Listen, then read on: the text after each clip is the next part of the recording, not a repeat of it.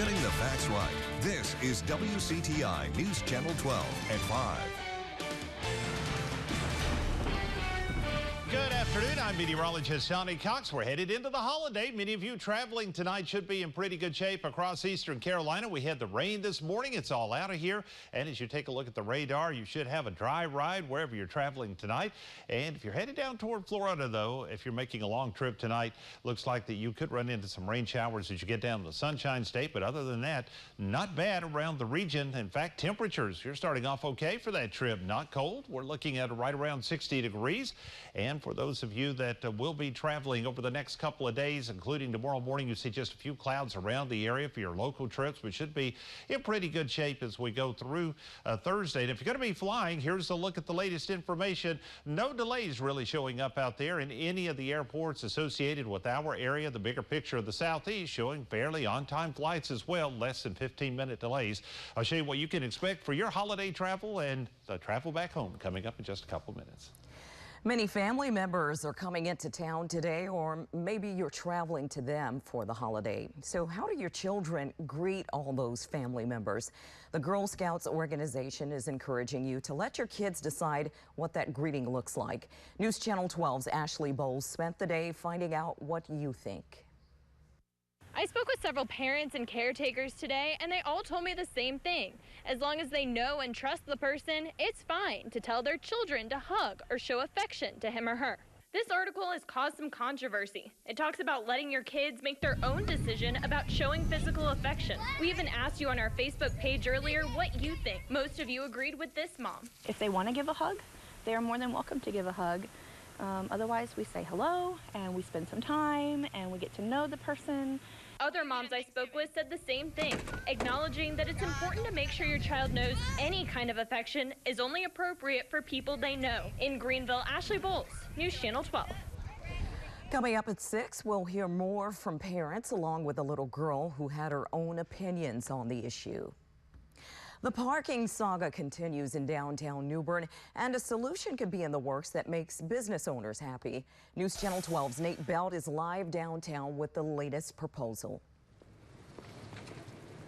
Well, Val, I'm live in downtown New Bern, where you can see all these parking spots along Pollock Street where I'm standing that have the potential to become 2 hours enforced parking. Yes, you heard me. That is what they proposed. The parking committee of New Bern proposed at a meeting on Tuesday. Now, downtown stretches of Craven, Middle, Pollock, and Front Streets, those would all become 2-hour enforced parking, and new color-coded signage would be placed to mark the enforced areas. Now, Heather Sinclair, owner of Snapdragon Toys on Middle Street, is all too familiar with this idea. It's hard for businesses when there's not a place for customers to park. That's the way it used to be, and we did have enforcement. So for me, it would just be going back to something we did that I think worked. Now, I talked with several other business owners along Middle Street as well, and they all seem to agree with Heather that this is the idea they would like to see going forward. Live in downtown New Bern, Nate Belt, News Channel 12. All right, Nate, so still some more to work out, and we will stay on top of this story, bring you any new developments. The mayor did say he hopes to approve the proposal once it goes through, but it wouldn't happen until January at the earliest. The Greenville police officer charged with stealing $60 is out of jail on $1,000 bond. Alex Smith, a 2-year veteran with the department, has his next court date set for January 17th. He's now on unpaid suspension. Deputy Chief Ted Sauls tells us Greenville Police's internal investigation should wrap up by next week. No one wants to be painted with that broad brush where the actions of one person determine the perception that people have for the rest of us. So I would just want our citizens to remember that we took this action on ourselves. We policed ourselves. Investigators say Smith searched a vehicle outside the Roadway Inn November 5th. The person whose car was searched called GPD, claiming $60 was missing. Smith's body camera footage led to him being named a suspect. And a suspect wanted in the shooting death of a man in January turns himself in to Kinston police. Joshua Sutton is charged with murder and armed robbery. This is in connection with the January 30th murder of Alton McKnight. Sutton was placed in the Lenoir County Jail under $1 million bond. The Boys and Girls Club of the Coastal Plains in Havelock is getting a makeover thanks to Lowe's Home Improvement. Volunteers from the Lowe's stores in Morehead City and New Bern started the renovations in late October. We checked in on their progress today, and you can see for yourself. Right now, they're redoing the kitchen, replacing the walls, door, ceiling, and floors.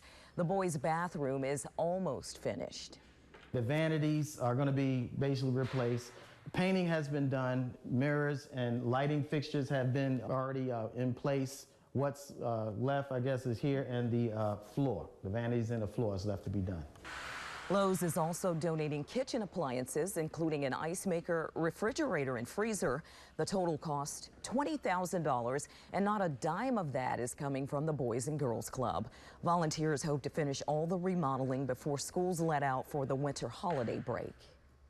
Looking for a way to make a senior's Christmas that much merrier? The Be a Santa for a Senior program is going on across several counties in our area.